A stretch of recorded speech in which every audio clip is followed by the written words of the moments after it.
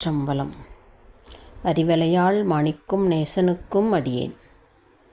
நேசநாயனாருடைய குருபூசை திருநாள். இந்த நல்ல நாளிலே அவருடைய அற்புத வரலாற்றை சிந்திக்க இருக்கின்றோம். காம்பிலி என்னும் ஊரில் பாரம்பரிய நெசவாளர்கள் குடும்பத்தில் நேசநாயனார் அவதாரம் செய்தார். இறைவனுக்கு அவர் செய்த எண்ணற்ற சேவைகளின் இலைகளை ஒன்றாக கோர்த்து கடவுள் மீதான அன்பு என்னும் ஆடை அவரது இதயத்தில் நெய்யப்பட்டது. திசைகளையே ஆடையாக கொண்டவன் இறைவன். அவரது பக்தியால் மகிழ்ந்து அவரை ஆசீர்வதித்தார்.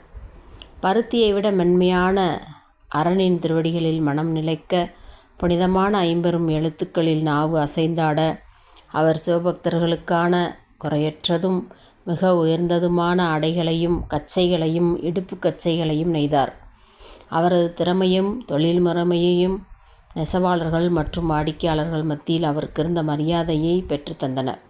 அதே சமயம் உலகப்பற்றுகள் அனைத்தையும் துறந்த பக்தர்களின் தேவைகளை அவர் பணிவுடன் தொடர்ந்து பூர்த்தி செய்து வந்தார்.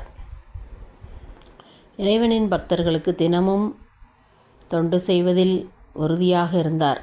அவர் நெய்த உயர்ந்த தரமான ஆடைகள் பக்தர்களின் அத்தியாவசிய தேவைகளை பூர்த்தி செய்தன.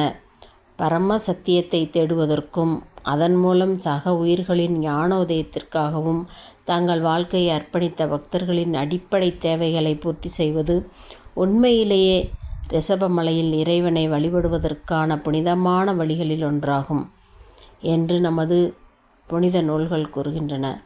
நாயனார் இறைவனின் புனித பாதங்களை தன் எண்ணங்களில் வைத்தவாறே எந்த எதிர்பார்ப்பும் இன்றி இந்த மாபெரும் தொண்டை செய்து இறுதியில் இறைவனின் திருவடியை அடைந்தார்.